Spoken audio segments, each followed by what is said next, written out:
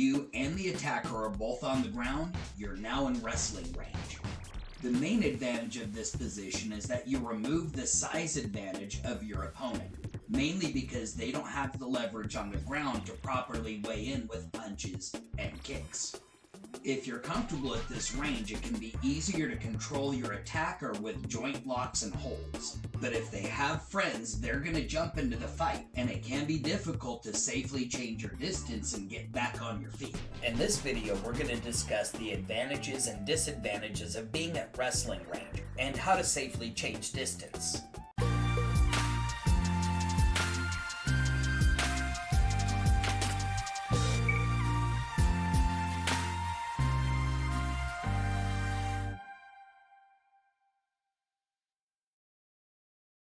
The early UFCs proved how valuable wrestling skills are.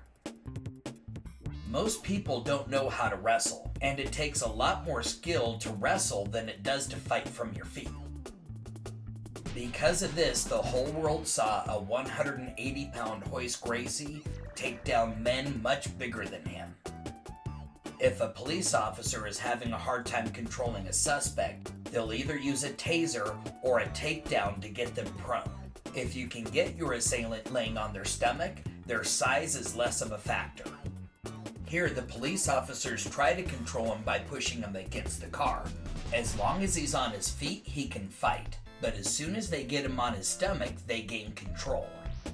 When most people think about wrestling, they imagine submissions and breaking your opponent's limbs, but there are still some strikes you can use. Generally, punching and kicking requires you to be on your feet for power. However, there are some of your stand-up grappling strikes that are very effective from wrestling, like your headbutts, your elbows, and knees. Obviously, if you're in the ring, and the only other person involved in the fight is the referee who's there to make sure you're safe, then wrestling is definitely the superior fighting style.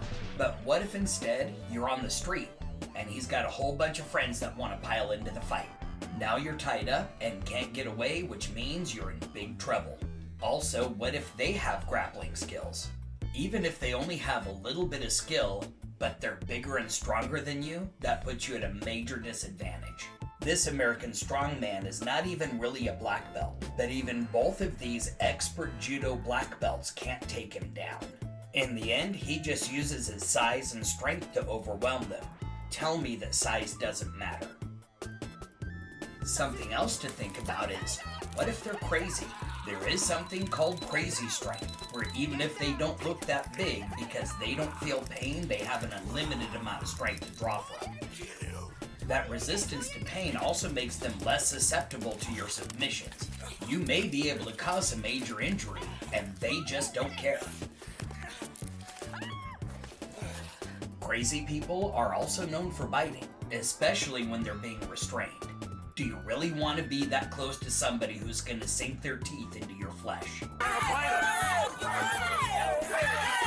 The video shows Williams biting that officer's hand and refusing to let up. If you find yourself wrestling in self-defense, you'll want to be comfortable transitioning between all your positions. Being able to go from a guard to mount or side control is imperative to be able to get to your feet and get away. Don't forget that you can distract them with pain. You can use strikes, pressure points, or even break something to cover your change in position. Once you're on your feet, don't forget to look around for any friends that he might have, and remember to put obstacles between you and the danger to help cover your escape. Bruce Lee understood that in order to be a good fighter, you had to be comfortable with all of the fighting ranges, not just the one that you specialize in. You don't have to spend decades studying just one style. For self-defense, if you can even spend just a little bit of time in a kickboxing or boxing gym, and even a little bit of time rolling on the mats at a jiu-jitsu place, that will make you more effective than the average person on the street. Then balance that out with an art that's not so focused on sport. Find something that will teach you how to deal with weapons and even multiple attackers. These types of arts will generally teach you techniques and strategies that would be illegal in a sports setting. These are techniques that you won't be taught at a typical jiu-jitsu or kickboxing school. Obviously, if you can dedicate your life to martial arts training, that will make you even more effective.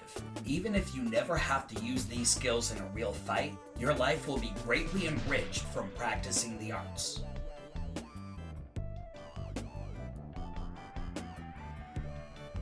As with any skill, it takes practice and proper training to get good at it. So make sure you look for a good school in your area. If you're in Southern Oregon, contact us for our locations and times. Thanks for watching our video. If you enjoyed it, like it and make sure to share that with a friend. Click the subscribe button and then hit that notification bell so you can catch our next exciting video.